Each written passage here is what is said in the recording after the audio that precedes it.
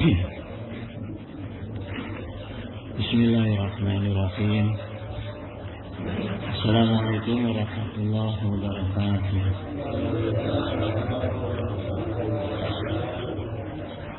Alhamdulillahi wa kafa, wassalatu wassalamu ala nabiyyi mustafa wa ala alihi wa sahbihi ahli sidqi wal wafa. Raditu billahi rabba wa bi islami dina wa bi muhammadin nabiyya wa rasulah. Amma ba'd. Hadratul mukarramin, sahibul fudala wal mukarram, alim wa ulama, siyadatul kiram, jami'ul asatid wal mukarram, qadatul mujtama, wa ya ikhwani allazi yahduru fil masjid jami'al manam, hafizakumullah wa ri'akum. Rabbana zidna ilman warzuqna fahman waj'alna minas sholihin. Amin ya Allah ya Muhammad. Ayuhal ikhwan al-kiram, belakangan ini saya menyaksikan ya, ada yang ngirim-ngirim gitu, fenomena yang viral di medsos tentang adab ya. Jadi ada seorang anak kiai yang perilakunya itu disoroti oleh netizen gitu. Nah, jadi insya Allah subuh ini kita kupas tentang bab adab ya. Dalam kitab Fathul Bari, Ibnu Hajar menyebutkan wal adabu isti'malu ma yuhmadu qaulan wa fi'lan. Jadi adab itu adalah penggunaan kata-kata dan perbuatan yang terpuji. Jadi yang termasuk adab bukan hanya perkataan tapi juga perbuatan ya. Wa abaro ba'duhum anhum gitu. Dan abaro ini menyatakan ya, menyatakan sebagian dari para ulama itu bi annahul ahzu bi makarimil akhlak gitu, bahwa adab itu adalah kemuliaan akhlak gitu. Ya. Jadi makna umum adab itu sopan santun, tata krama gitu. Ya. Nah, makna adab itu sendiri, kata adaba itu memperbaiki akhlak. Kemudian yu'adibu mendisiplinkan. Jadi setelah memperbaiki akhlak, kita disiplinkan akhlak kita ya. Kemudian lawan kata adab dalam bahasa Arab itu su'ul adab, artinya watak atau kelakuan yang buruk gitu ya. Seperti suka membicarakan kejelekan orang lain, itu juga termasuk su'ul adab ya. Nah, kalau dalam bahasa Persia, bentuk awalan bo itu artinya memiliki. Bo itu memiliki ya. Kalau awalan bi artinya tidak punya. Awalan bi. Jadi kalau dalam bahasa Persia bo adab artinya beradab. Tapi kalau bi adab artinya suul adab. Biadab sekarang kita suka dikenal biadab ya. Itu biadab itu asal kata Persia, orang-orang yang su'ul adab ya. Contoh gini, bangsa yang biadab itu bangsa yang suka merebut hak bangsa orang lain, seperti bangsa Yahudi, bangsa Israel ya. Itu bangsa yang biadab gitu. Artinya bangsa yang belum maju kebudayaannya rusak gitu ya. Jadi kebudayaannya su'ul adab, maka dia menjadi bangsa yang biadab ya. Kemudian orang-orang yang termasuk biadab adalah yang berperilaku tidak sopan, tidak ada sopan santunnya, yang kurang ajar gitu. Nah, itu orang yang biadab gitu. Misalnya yang suka mengucapkan kata-kata kotor, kata-kata mesum, ya, kebun binatang, gitu. Apalagi di hadapan umum tuh,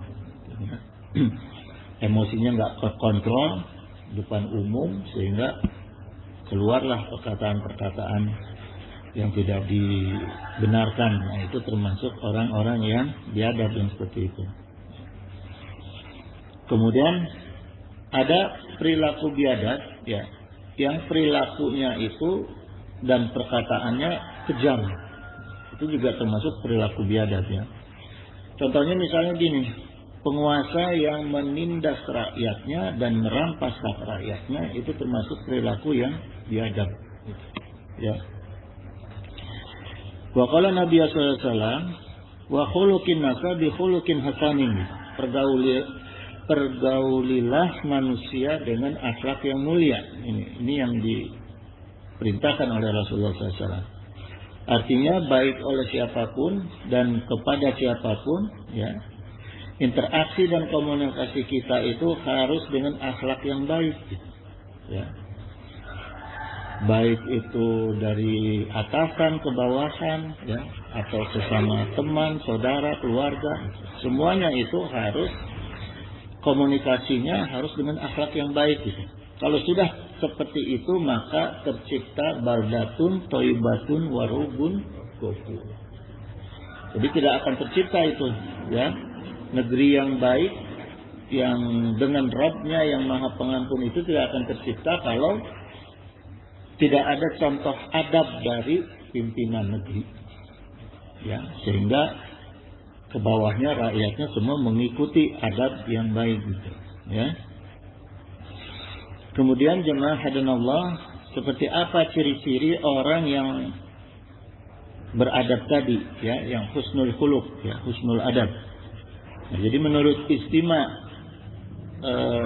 istihad para ulama, ya, definisinya itu pertama bazlun nada. Jadi orang yang beradab itu orang yang suka menolong, ya. Waqaful adza, orang yang suka menahan diri dari perbuatan atau perkataan yang menyakiti orang lain. Jadi kalau kita mau bicara atau mau berbuat, itu harus dipikirin dulu, ini bisa nyakitin orang lain apa enggak. Ya, kalau kira-kira bakal menyakiti orang lain, tahan tuh. Gitu. Jangan sampai dilanjutkan ya. Yang ketiga wahtimalul adza gitu. Dan menahan diri dari potensi timbulnya bahaya. Baik bahaya bagi diri sendiri maupun bahaya bagi orang lain ya. Sekarang banyak tuh orang yang demi konten berani itu cari-cari bahaya. Nah itu termasuk orang yang su'ul adab gitu, orang yang tidak punya adab ya. Karena itu gini jemaah sekalian, dengan adanya 3 ciri-ciri husnul khuluq itu, husnul adab ya, maka idealnya kita itu mencari guru, mencari kiai, ya, mencari wakil rakyat atau mencari tokoh panutan dan pemimpin, ya, itu kriterianya harus kita lihat yang dia itu bisa memberi contoh akhlakul karimah, ya, contoh yang akhlak yang mulia, baik dalam realita kehidupan berkeluarganya, dalam kehidupan pribadinya juga bisa menjadi contoh akhlak yang baik. Ya, karena apa? Karena masalah adab ini penularannya cepat ini, penularannya cepat. Dari ayah yang tidak beradab, pasti istrinya, anaknya pasti nggak beradab, gitu. Ya, pasti biadab itu. Begitu juga dari pimpinan, dari tokoh, dari kiai, dari ustadz, ya. Makanya kita harus benar-benar memperhatikan, gitu. Ya, ketika kita akan melakukan pemilihan untuk mempercayai ya orang-orang yang untuk menjadi panutan kita, pimpinan kita, seperti juga kiai ya, guru kita, itu juga harus orang-orang yang bisa memberi contoh akhlak yang mulia dan menjadi contoh. Kalau memberi contoh itu kan hanya petunjuk, ya, hanya menyampaikan, tapi menjadi contoh itu ya perilaku sehari-harinya dalam dirinya dan berkeluarganya itu memang sudah menjadi habit ya, kebiasaan, dia memang akhlaknya baik gitu. Kemudian Imam Malik rahimahullah, beliau berkata ya pada seorang pemuda Madinah, karena Imam Malik ini seorang ulama yang nggak pernah keluar dari Madinah gitu, jadi tidak pernah merantau, beliau tinggalnya memang di Madinah ya. Beliau menyampaikan gini, ta'alamul adab qabla an tata'alamal ilmu. Jadi pelajarilah adab sebelum mempelajari suatu ilmu. Jadi penting belajar adab lebih dahulu daripada belajar ilmu gitu. Ya. Maka para ulama salaf itu mendahulukan pelajaran adab gitu. Dasarnya apa? Wa qalallahu ta'ala dalam Al-Ahzab 21 ini, laqad kana lakum fi rasulillahi uswatun hasanah. Jadi memang dalilnya jelas ini firman Allah, sungguh telah ada pada diri Rasulullah SAW itu akhlak yang mulia gitu ya. Uswatun, contoh bagi kita akhlaknya Rasulullah itu akhlak yang baik gitu ya. Jadi bukan ditunjukkan ilmunya dulu. Jadi yang Allah perintahkan contohlah akhlaknya Rasulullah. Kemudian kita kenapa harus mencontoh? Karena itu pasti ada penularan. Pasti ada penularan. Bahkan kemudian diperkuat firman Allah ini dengan sabda Rasulullah SAW, innama bu'istu liutamima makarimal akhlak. Gitu. Sungguh aku diutus untuk menyempurnakan kesempurnaan akhlak itu. Ya. Jadi akhlak. Nggak ada Rasulullah diperintahkan oleh Allah untuk memberikan ilmu, menyebarkan ilmu, enggak. Perintahnya adalah menyempurnakan akhlak gitu, ya. Gitu. Nah, kemudian dari dua keterangan hadis tersebut, ya, ulama Yusuf bin Al-Husain beliau berkata, bi'al adab tafahumul alim gitu, ya. Dengan mempelajari adab maka engkau akan menjadi mudah memahami ilmu. Ya. Jadi adab dulu. Dari adab maka mudah memahami ilmu itu. Ya. Kenapa? Karena ketika kita menuntut ilmunya itu berarti kita sekaligus mengamalkan sunnah Rasul. Itu pertama, ya. Jadi ketika kita menuntut ilmu dengan masalah adab maka kita sudah mengamalkan sunnah Rasul. Nah, kalau menuntut ilmu tanpa adab maka ya jadinya itu fasadun niat, ya. Rusaknya niat, kalau sudah rusaknya niat maka rusak pemahaman. Ya. Orang kalau udah niatnya rusak, ilmu apapun digunakan untuk mendukung kerusakan niatnya. Ya. Baik perkara yang baik Al-Quran, Sunnah, hadis ataupun ilmu pengetahuan pasti digunakan untuk mendukung kerusakan niatnya. Ilmunya itu, ya.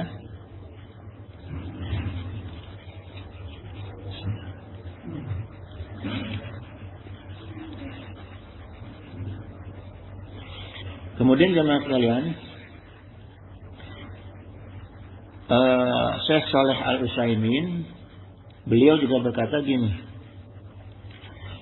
ma'al adabi saya ja'alu minas sahil husula 'alal ma'rifat. Jadi dengan adab akan memudahkan untuk mendapatkan ilmu. Ya. Idza qalilu minal adabi fa innal ma'rifata satajhabu sudan. Jika sedikit adabnya maka ilmunya akan hilang. Jadi akan jadi sia-sia. Ya. Jadi ilmu itu penting tapi lebih penting adab. Ya. Karena penuntun ilmu adalah adab. Kemudian jamaah hafizakumullah, karena itu para ulama ya sangat memperhatikan sekali untuk mempelajari adab. Contohnya Ibnu Mubarak beliau berkata gini, ta'alanna al-adabu salasina aman. Nah, jadi beliau berkata gini, beliau itu para ulama dulu ya belajar ilmu mengenai adab itu salasina aman 30 tahun. Jadi ulama-ulama dulu itu kalau ngaji tentang adab 30 tahun, ya. Wa tu'allimunal alim isrin, dan beliau-beliau itu belajar ilmu cuma 20 tahun. Ya. Gitu. Jadi utama itu adab gitu. Ya. Jangan sampai gini. orang dipanggil ulama, terus adabnya nggak baik, tapi saking orang itu taklid kepada keilmuannya, akhirnya mengikuti adabnya yang nggak baik. Nah, itu bahaya, ya. Gitu. Jadi jangan sampai lah. Ya, harus adab itu harus diutamakan, dikedepankan. Kemudian waqala Ibnu Syirin ya, kanu yata'alamunal hadiyah gitu. Mereka itu para ulama dulu itu mempelajari hadiah ini dari Hudan ya, mempelajari hidayah atau jalan yang lurus itu kama yata'alamunal alim, seperti mereka mempelajari ilmu. Nah, jalan yang lurus ini adalah adab. Ya. Gitu, karena tanpa adab nggak mungkin ada jalan yang lurus gitu. Ya. Kemudian jamaah hafizakumullah wa qala Nabi sallallahu alaihi wasallam, inna asqala ma wudi'a, sungguh perkara terberat yang akan ditimpakan fil mizani mu'mini yaumal qiyamah ya. Pada timbangan, mizan ini timbangan seorang mukmin di hari kiamat itu khuluqin hasanah. Ya. Jadi timbangan yang memberatkan orang mukmin itu adalah khuluqin hasanah gitu ya. Akhlak yang baik gitu. Nah, akhlak yang baik ini itu akan memberatkan timbangan kita. Pertama yang dihisab adalah sholat. Ya. Kemudian yang mempengaruhi timbangan kita adalah akhlak yang baik gitu. Wa innallaha yubghidul fashal bizi'a gitu. Dan Allah tidak menyukai orang-orang yang fahsal bizi'a gitu, orang-orang yang suka bicaranya itu keji dan kotor, cabul, fahsa gitu. Ya, jadi Allah paling nggak suka sama orang-orang yang perkataannya itu ya sompral ya, kemudian nggak dipikir dulu lah ya, itu paling dibenci oleh Allah. Kemudian di antara pelajaran adab adalah adab pada lisan ya. Umar bin Abdul Aziz beliau berkata, man ada kalamaku min amali, siapa yang menghitung-hitung perkataannya dibandingkan amalnya. Jadi kita hitung-hitung nih ya, perkataan kita itu sebanding gak dengan amal kita. Jangan perkataan itu lebih baik daripada amal kita. Ada orang yang gitu ya, banyak, nauzubillah menjalin perkataannya bagus, nasihat, tapi kelakuannya bertolak belakang. Banyak orang yang seperti itu. Maka kita tuh sehari-hari kita harus mengukur nih, amal kita sama nggak dengan perkataan kita gitu. Jangan sampai perkataan kita lebih baik dari amal kita ya, atau amal kita juga perkataan kita lebih buruk dari amal kita. Jangan sampai juga seperti itu ya. Secara amal kita suka menolong orang, tapi kalau kesinggung dikit, waduh, kata-katanya kasar gitu, nyakitin orang lain, nggak boleh gitu ya. Jadi segala sesuatunya harus difikirlah dengan ukuran adab ya, baik tingkah laku kita maupun perkataan kita gitu ya. Qala kalamahu ila fima ya'ni gitu. Maka orang yang suka mengukur perkataan dan amalnya ya, dia itu akan qala kalamahu ila fima ya'ni gitu. Dia itu akan sedikit bicaranya kecuali untuk hal-hal yang berguna, berarti. Jadi nggak akan ngomong yang ngalor ngidul ya. Gitu. Jadi boleh kita banyak bicara kalau kaitannya sedang menyampaikan ilmu. Ya, boleh. Karena ilmu juga harus disampaikan nggak dengan bahasa tubuh, tapi harus juga dengan lisan ya. Boleh gitu. Tapi juga harus dipikirkan, jangan-jangan sampai menyampaikan ilmu tapi diselingi dengan kata-kata yang tidak cocok dengan ilmu. Demi jamaah tertawa, demi umat tertawa, ya terus dicampurlah kata-katanya dengan kata-kata yang tidak sesuai. Nah itu nggak boleh, ya, yang suul adab nggak boleh. Karena saya lihat banyak juga sekarang yang seperti itu, ya. Supaya supaya jamaah tertawa, gitu. Terus mencampurlah Quran, hadis, nasihat dicampur dengan banyolan-banyolan yang sifatnya su'ul adab atau menghina, ya, atau itu nggak boleh, gitu. Ya. Tetap harus biarin aja jemaah diam itu lebih bagus. Kita ngaji jemaah diam itu lebih bagus, artinya dia lebih masuk, lebih memperhatikan daripada kita targetnya supaya jamaah menganggap kita lucu.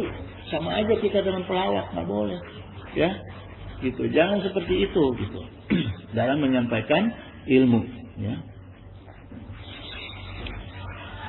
Sedangkan sekarang gini jemaah sekalian, ya, yang kita saksikan di tengah-tengah kita sekarang itu kebanyakan talk more do less, istilah asingnya, ya, gitu. Talk more do less gitu. Orang yang banyak bicara tapi sedikit amalannya, gitu.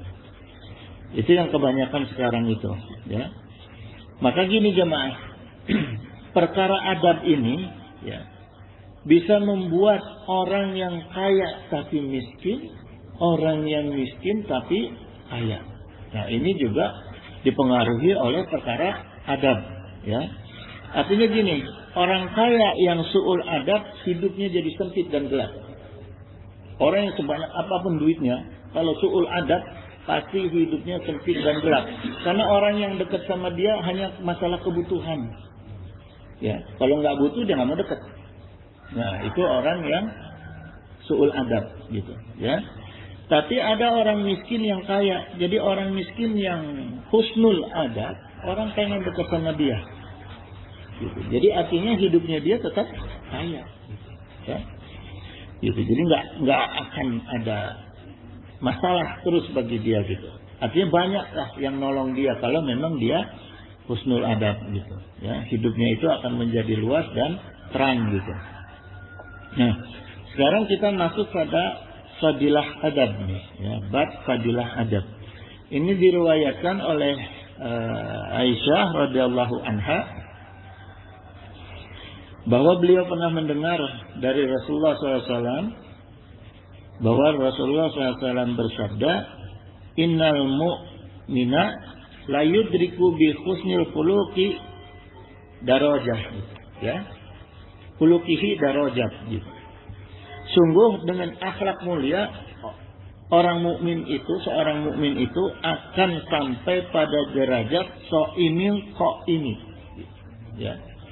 Jadi derajat akhlak itu, ya, akhlak yang mulia itu atau husnul adab itu akan mengangkat derajat kita itu seperti orang-orang yang mengerjakan puasa dan sholat malam. Shaimil qaimi, gitu. Ya, ini hadisnya sahih, ini Abu Daud. Kemudian waqala aidan Rasulullah SAW juga bersabda, la yutrikul bi husni khuluqihi darajata sawama qawama. Nah, dengan kebaikan akhlak pasti diperoleh derajat sawama qawama. Nah, ini beda bahasanya dengan tadi, ya. Shaimil qaimi, gitu. Jadi sawama qawama ini bentuk sighah mubalaghah, jemaah. Kalau dalam bahasa Arab itu sighah mubalaghah. Jadi kalau shaim, pada hadis pertama shaim itu orang yang puasa sunahnya cuma sekali-sekali. Senin Kemis misalnya, ayam Maulid, gitu. Jadi cuma sekali-sekali, enggak setiap hari puasa. Itu disebutnya shaim, orang yang puasanya sekali-sekali. Nah, kalau segah mubalaghahnya itu shawam. Shawam itu orang yang puasanya terus menerus setiap hari, kecuali hari tasrek, hari yang diharamkan dia batalkan puasanya. Jadi selama hari-hari itu tidak diharamkan puasa, dia puasa setiap hari. Dan dengan puasa yang kualitasnya baik, ya, dan kuantitasnya terus menerus, itu disebut shawam.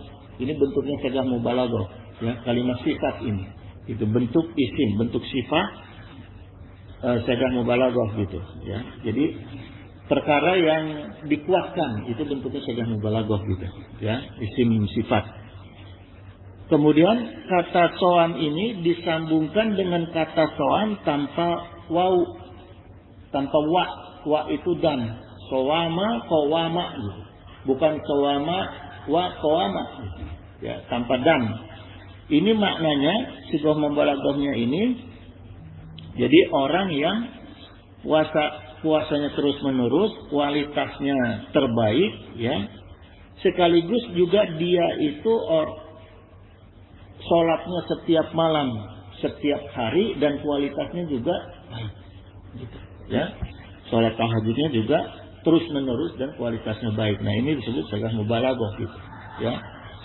Jadi artinya orang yang akhlaknya baik itu sama dengan itu, ya, sebanding lurus dengan orang yang puasanya terus menerus dan kualitas yang baik, dan sholat malam yang terus menerus dengan kualitas yang baik, gitu, ya. Karena itu Rasulullah SAW itu bersabda, yuhibbul mahasinal akhlak, gitu. Allah sangat mencintai kebaikan akhlak. Wastafa sifaha, dan membenci keburukan akhlak, gitu, ya. Itu karena itu, gitu. Karena kebaikan akhlak itu ganjarannya oleh Allah seperti itu, ya. Maka gini, akan menimbulkan cinta Allah kepada kita, gitu, kepada manusia, ya. Wa qala Allah Ta'ala, jadi Allah itu kalau mencintai seseorang hamba, seorang manusia, Allah itu akan panggil malaikat Jibril, ya. Kemudian Allah mengatakan, ini uhibbu fulan fahahibhu, ya. Jadi sungguh aku mencintai si fulan, maka cintai juga dia olehmu wahai Jibril, ya. Jadi orang-orang yang dicintai oleh Allah, Allah perintahkan supaya Jibril mencintai orang itu juga, ya. Kemudian fayuhibbuhu Jibril, kemudian orang itu juga pasti akan dicintai oleh Jibril karena perintah Allah, ya. Kemudian malaikat Jibril itu memanggil seluruh malaikat yang ada di langit, ya. Dipanggil, malaikat Jibril menyampaikan, innallaha yuhibbu fulan fahibbuh, gitu, ya. Sungguh Allah mencintai sefulan, maka cintai dia. Kemudian Jibril mengatakan, malaikat Jibril kepada Jibril alaihissalam mengatakan kepada seluruh malaikat supaya mencintai orang itu karena Allah mencintai orang itu. Fayuhibbuhul malaikah, kemudian para malaikat itu mencintai orang tersebut, ya, si fulan itu. Nah, maka gini jemaah, cuma gara-gara husnul adab, ya, kita itu husnul khuluq dan husnul adab, maka Allah mencintai kita, para malaikat mencintai kita, malaikat Jibril mencintai kita, ya. Maka kita itu hidupnya di bumi itu seluruh indera kita akan dipelihara oleh Allah dan oleh para malaikat, ya. Baik jasad kita, laku langkah kita, langkah-langkah hidup kita, dan indera kita akan dipelihara oleh Allah dan para malaikat, gitu. Ya, jadi tidak sedikit fadilah daripada husnul khuluq atau husnul adab, ya. Seperti gini, para sahabat Rasulullah itu yang diajarkan oleh Rasulullah pertama dalam fase Mekah itu adalah adab dan tauhid, ya. Maka pada perang pertama di perang Badar, Allah berfirman kepada para sahabat, Fabi yasma'u wa bi yubshiru, gitu. Denganku dia mendengar dan denganku dia melihat. Wa bi yabtishu wa bi yamsi, gitu. Dan denganku dia menyerang dan denganku dia berjalan, gitu. Maka para sahabat di perang Badar itu 300 banding 1000 menang, gitu. Karena Allah yang tuntun. Bahkan ada sahabat itu yang manah itu asal-asalan, tahu-tahu anak panahnya kena ke kafir, gitu. Karena ya udah urusan Allah itu, ya. Itu yang harus kita ambil hikmah. Kalau kita sudah bisa menjaga adab kita dengan baik, usaha itu jalanin aja, tapi nggak usah ngoyo. Bismillah, berjalan sudah. Urusan Allah hasilnya, gitu. Jangan sampai usaha kita ngoyo, akhirnya kita jadi rusak adab kita, ya. Jadi sikut-sikutan, terus kemudian jadi saling mencela, saling menjatuhkan. Nah itu kan akhirnya juga jadi sul adab, gitu. Buat apa kita usaha seperti itu? Hasilnya juga akan tidak berkah itu, gitu, ya. Itu maka yang dicontohkan karena jaminan dari Allah, sudah Bismillah aja. Ya, itu urusan Allah. Ya. Kemudian gini jemaah sekalian, ada adab murid kepada guru ini dalam kitab Ta'lim Muta'allim. Ya. Pertama, Sayyidina Ali radhiyallahu anhu, beliau berkata, Ana abdun min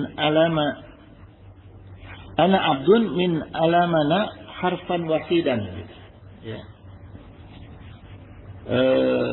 Jadi kalau nukil kitab di handphone tuh nggak bisa kita kasih coret-coretan.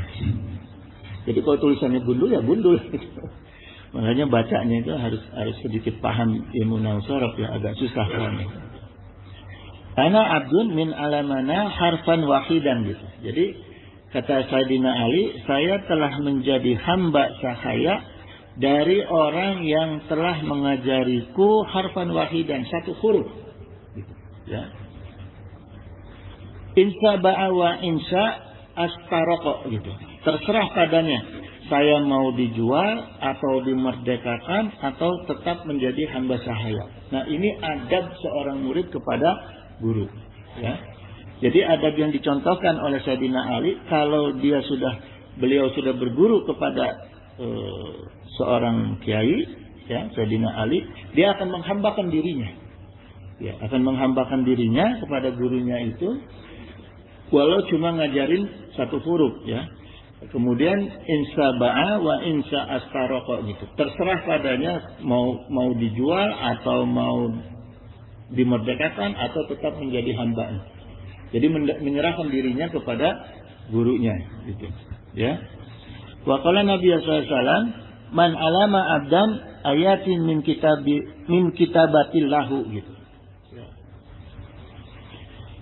Ini gini, siapa yang mengajarkan seseorang hamba satu ayat dari kitab Allah, ya, fahuwa maulahu gitu. Maula itu tuannya, ya. Jadi maka dia adalah tuannya hamba tersebut gitu. Ya. Jadi gini jamaah sekalian, maknanya dari hadis ini Rasulullah menginginkan kita saling menularkan ilmu. Ya. Jadi ilmu apa yang kita dapat walau satu ayat, sebarkan gitu, ya. Jangan disimpan sendiri ilmu itu gitu, sebarkan gitu, ya. Termasuk dalam dakwah, dalam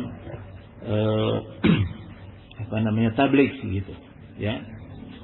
Itu bahwa maulahu gitu. Maka kalau sudah begitu kita adalah tuan dari hamba tersebut gitu.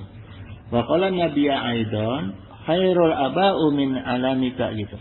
Sebaik-baiknya bapak adalah orang yang mengajari kamu. Nah, jadi ini juga makna umumnya juga, kita menjadi bapak itu harus mau mendidik. Ya. Jadi bapak yang baik ini yang diakui oleh Rasulullah, bapak yang paling baik adalah yang mau mendidik keluarganya, baik istrinya maupun anaknya gitu. Karena dikatakan di sini khairul aba gitu. Ya. Itu jadi jangan sampai pulang kerja, pulang usaha terus lihat anak main di luar, dibiarkan. Ya. Lihat anak sekarang tuh yang bahaya apa? Main gadget. Ya. Daripada ganggu kita udah biarin aja anak. Malah dikasih gadget supaya nggak ganggu, nggak boleh begitu. Ya, justru yang diajarkan oleh Rasulullah SAW itu kita sebaik-baiknya kita sebagai bapak harus mau mengajarkan anak itu. Ya, bahkan dulu di pesantren saya itu TV itu disebut alatul malahi, alat yang menghilangkan nilai ibadah itu TV. Kata guru saya dulu, ya. Jadi TV itu dikatakan alatul malahi. Karena apa? Karena TV itu bisa merusak nilai-nilai ibadah. Coba aja. Lebih banyak mana tayangan di TV itu yang mudaratnya atau yang manfaatnya? Coba kita timbang nih. Lebih banyak mana? Mudaratnya atau manfaatnya? Kalau lebih banyak mudaratnya berarti dulu pernah ada Islam kalau anak kita nonton TV harus kita dampingi. Gitu. Ya, kalau ada gambar-gambar yang nggak pantas matiin. Ya. Kalau TVRI dulu enak tuh, ada jamnya, tahu kita jelas gitu. Mana acara yang bisa ditonton, mana yang enggak gitu. Kalau TVRI dulu, kalau TV sekarang waduh bahaya. Ya, maksiat itu dibawa ke dalam kamar. Ya, dengan adanya handphone gini nih, waduh, maksiat dibawa ke dalam kamar gitu.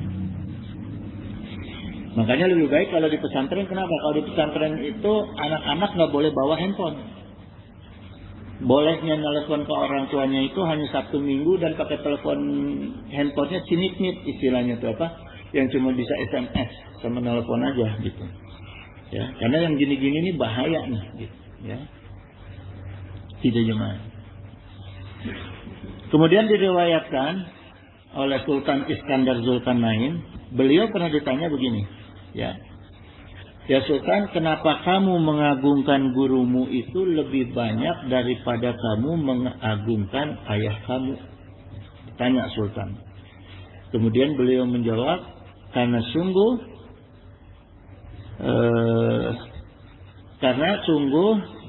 sungguh ayahku itu yang menurunkan aku dari langit ke bumi, ya. Sedangkan guru aku yang mengangkat aku dari bumi ke langit. Nah ini Sultan bicara seperti itu, ya, Iskandar Zulkarnain. Ayah aku yang menurunkan aku dari langit ke bumi, artinya membantu melahirkan aku ke bumi, tapi guru aku yang mengangkat aku dari bumi ke langit, ya.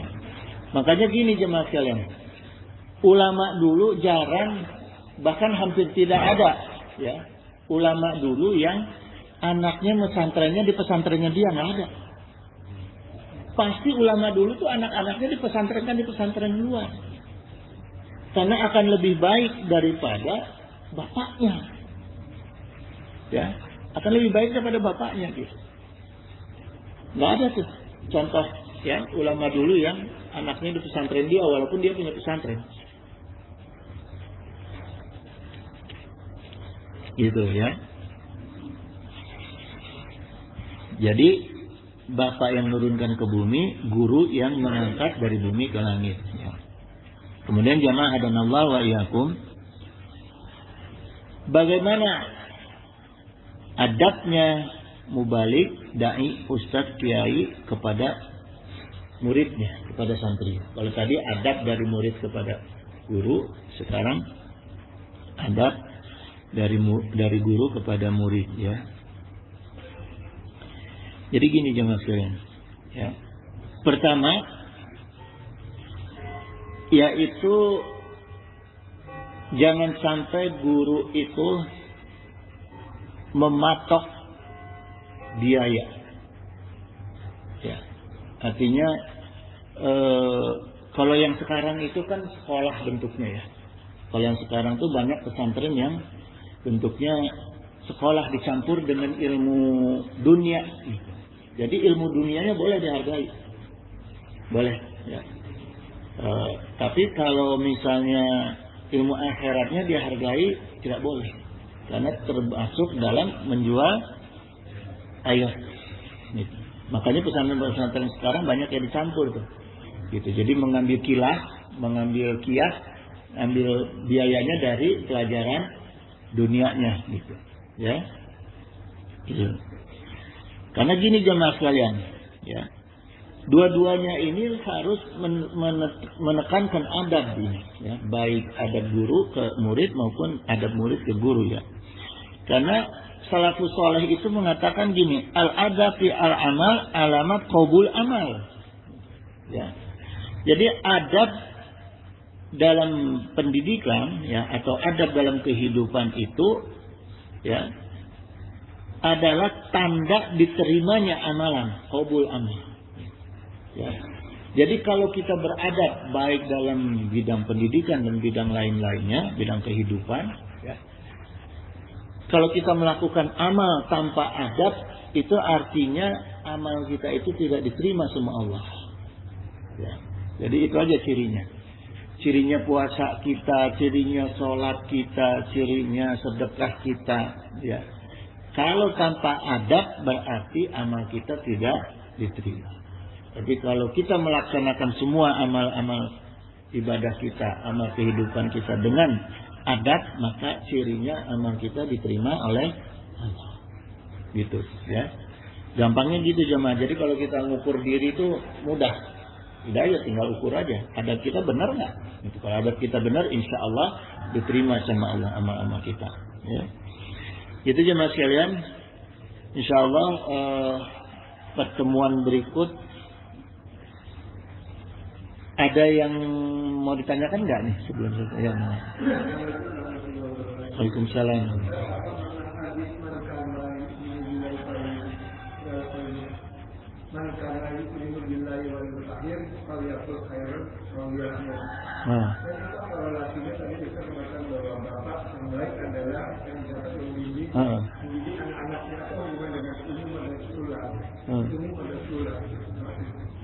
Iya, jadi gini, artinya kalau kita nggak bisa mengatakan yang kata-kata yang baik, ya diam, gitu, ya. Kan makna hadisnya gitu. Kalau kita nggak bisa menyampaikan perkataan yang baik, lebih baik diam, gitu. Makanya tadi saya sampaikan sebelum berbuat atau sebelum berkata, berpikir dulu, ya dipikir dulu gitu. Baik itu kita mau menyampaikan nasihat, mau menyampaikan apa kepada anak, istri dan jamaah misalnya, ya dipikir dulu. Kalau enggak, ya diam, gitu. Ya. Maka gini jemaah, saya lebih suka ngaji itu seperti ini gitu, pakai tuntunan jelas apa yang mau disampaikan, pakai kitabnya atau dari beberapa kitab saya tukil misalnya, ya. Jadi kita ada dasar, jangan sampai kita ngomong itu ngelantur. Ayatnya satu ayat dua ayat, hadisnya satu hadis dua hadis, ngelanturnya 2 jam. Itu bahaya gitu, ya. Karena setan itu lantip sekali, gitu, ya, gitu. Terus gimana Pak? Ada yang mau disampaikan ini?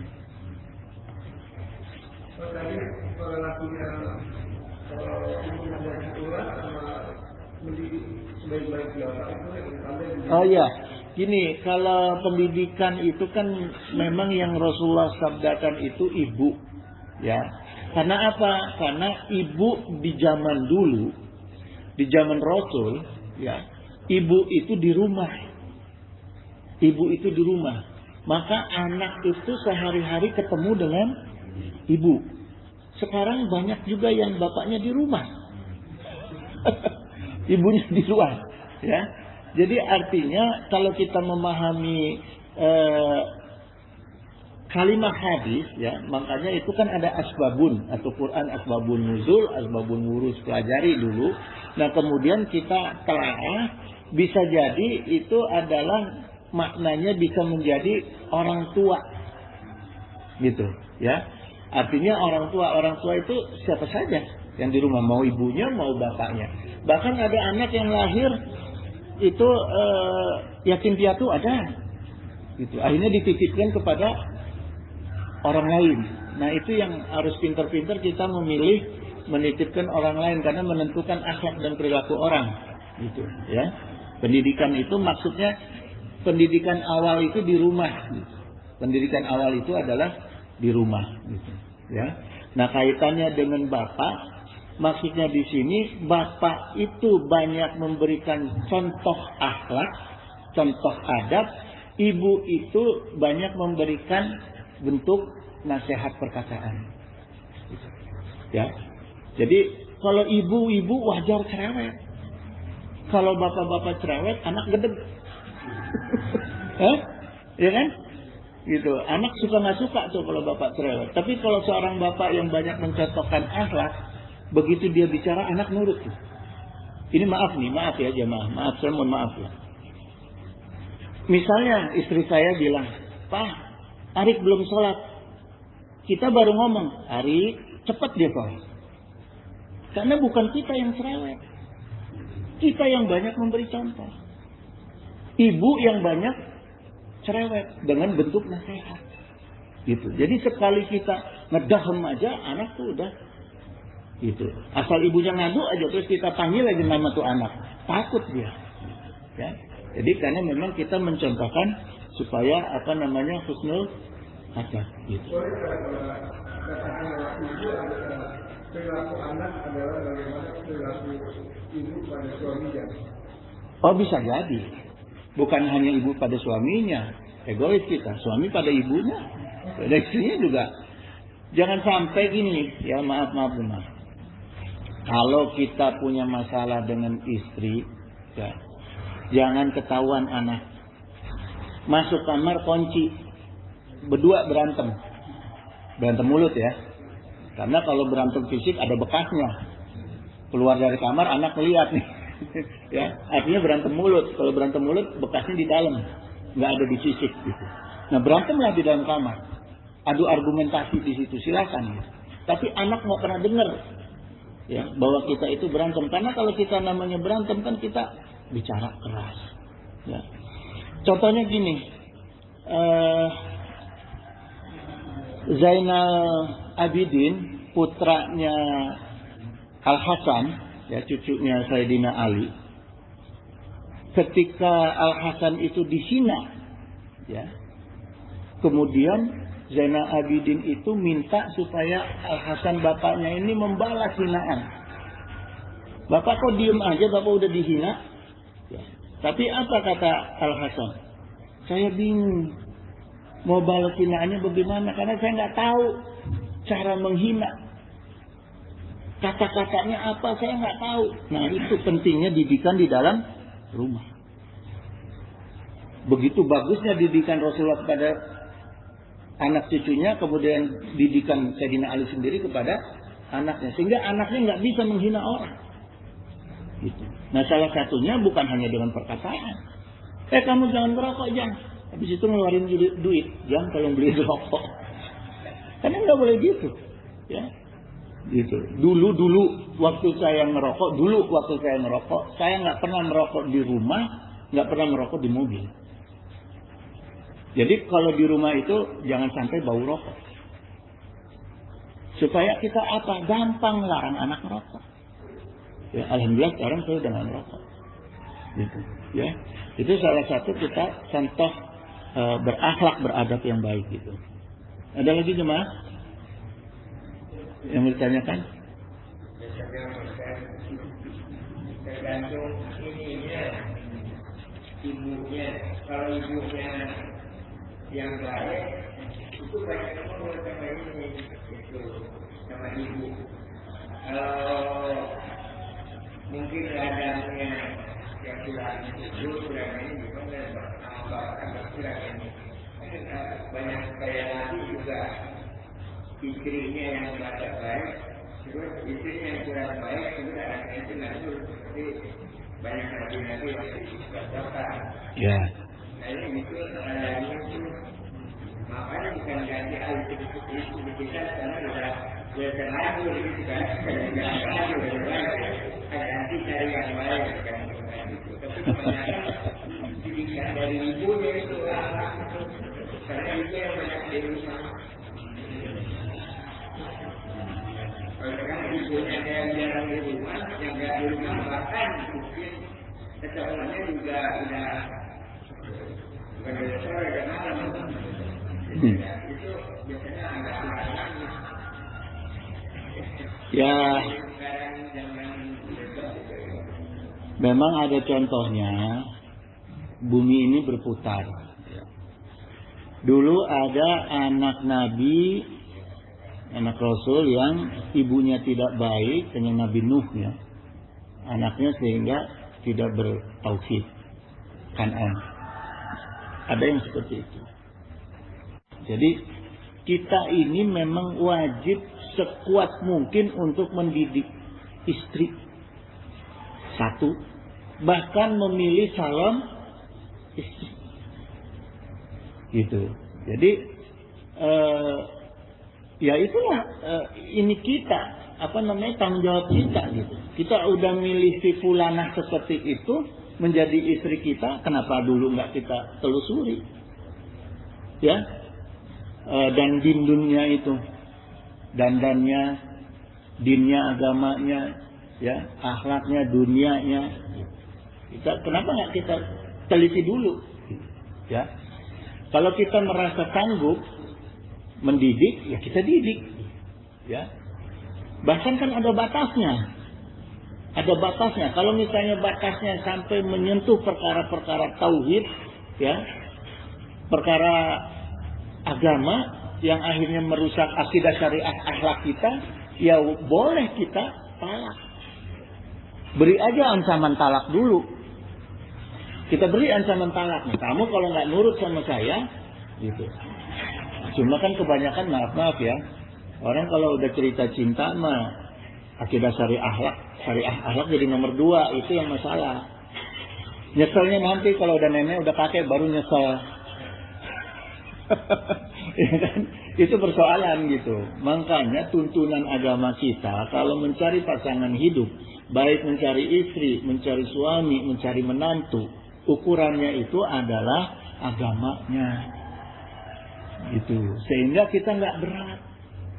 Jangan kita cari keturunannya bagus, tapi agamanya, implementasi agamanya juga harus bagus. Ya. Nah, kalau sudah terlanjur ya sekarang sekuat-kuatnya kita lah. Sekuat-kuatnya kita gitu. Jangan ada menyerah. Gitu. Ya. Gitu jemaah sekalian. Tapi penting gini, kalau untuk anak lama-lama dia akan berpikir sendiri, dia akan tumbuh, dia akan dewasa. Gini ya, pencerahan kepada seseorang itu akan lebih tertanam kalau dari contoh daripada perkataan. Coba aja, ya. Orang, contohnya gini, yang paling gampang ya, seseorang yang mengidolakan seseorang itu yang dicontoh adalah sehari-harinya, perilakunya, gayanya. Coba aja kalau kita ngefans, ya, banyak anak-anak yang ngefans ke artis, pasti yang diikuti gayanya, penampilannya. Nyanyinya, perkataannya belum tentu. Ya. Jadi mau istri kita bawel gimana, bodoh amat. Yang penting kitanya yang bisa. Gitu. Kitanya yang harus bisa memberi contoh, menjadi contoh yang baik. Bukan hanya memberi contoh, juga menjadi contoh. Kalau memberi contoh hanya ngajarin, tapi menjadi contoh sehari-hari. Gitu. Ya, jangan sampai akhlak kita berubah-ubah. Udahlah kalau di rumah mah ya mau dibilang sama istri kita munafik kayak apa kayak terserah. Pokoknya kita tujuannya memberi contoh, menjadi contoh kepada anak. Nanti juga lama-lama istri kita capek sendiri. Ya. Gitu jemaah sekalian. Ada yang mau ditanya lagi? Ini kebetulan sudah jam 6, waktunya sampai jam 6. Ya, saya tutup aja ya, Imam ya. Wallahu wali taufiq wasadat, innam sami'u qaribun mujibud da'wah wa yaqdi haja, subhanaka allahumma wa bihamdika asyhadu an la ilaha illa anta astaghfiruka wa atubu ilaik. Wallahu muwaffiq ila aqwamit thariq. Wassalamualaikum warahmatullahi wabarakatuh. Allahumma sholli wa sallim wa barik ala sayyidina wa syafi'ina wa habibina maulana Muhammad wa sallim radhiyallahu ta'ala an sayyidatina sayyidina Rasulillahi ajma'in. Amin ya Allah ya mujibus sa'ilin. Allahumma inna nas'aluka min ni'matika namaha wa min ismati dawamaha wa min rahmati sumulaha wa min afiyati husulaha wa min aishi ardadah wa min umuri as'adah wa min isani atamah wa min in'ami a'amah wa min fadli azabah wa min lutu anfa'ah. Allahumma kun lana wa la takun alaina. Allahumma ihtim bi sa'adati ajalana wa haqiq bi ziyadati amalana wa akhrim bil afiyati guduwana wa asolana waj'al ila rahmatika nasirana wa ma'alana wa subasi jali'atika ala zunubina wa muna alaina bi islahi uyubina waj'al taqwa zawdana wa fi dinika istihadana wa alaika tawakkulana wa atimadana wa sabitna ala nahjil istiqamah wa izna fid dunya min mujibatina damati yawmal qiyamah wa hafid anna fitla auzar warzuqna aisyata abrar wa qina wa trif anna sarar asrar wa atik riqabana wa riqaba abaina wa ummahatina wa ikhwanina wa walidina wa akhiratina wa zawjatina birahmatika ya azizi ya ghafaru ya syakari ya halimu ya jabbaru ya Allah ya mujibu da'wati sa'ilin. Allahumma salimna wa walidina wa auladana wa ikhwanana wa ahbabana wa zawjatina min jami'i mahawifid dunya wa akhirah wa ahwalihim istajib ya Allah ya mujibu da'wati sa'ilin. Allahumma inna nas'aluka rizqan thayyiban katsiran wasi'an bil khairi hisab. Allahumma la taslubni min ni'matin anta biha alayya. Allahumma la sahla ila ma ja'atahu sahlan. Allahumma tufi fi taysiri kulli asir fa innaka taysiru kulli asirin alayka yasir. Wa as'aluka yusra wal mu'afata fid dunya wa akhirah. Allahumma inna nas'aluka salamatan fid din wa afiyatan fid jasad wa ziyadatan fil ilm wa barakatan fir rizq wa taubatan qabla maut wa rahmatan indal maut wa maghfiratan ba'dal maut. Allahumma khawin alaina fi sakaratil maut wa najatan minan nar wa afwain hisab. Allahumma ighfir lana ya ghafur warhamna ya rahim. Allahumma sif anna wasrif anna wasfa'ana al bala'a wal waba'a wa bala'a wa ta'una wa fitana wa nihana wa khumulna wa gumum wa turuba wa azana wa syada'ida wa syara'ada'ida wa syaradzalimina ma la yakhsifuhu ghairuk. Wa sallallahu ala sayyidina Muhammadin wa ala alihi wa sahbihi wasallam. Subhana rabbika rabbil izzati amma yasifun wa salamun ala mursalin walhamdulillahi rabbil alamin. Bismillahirrahmanirrahim.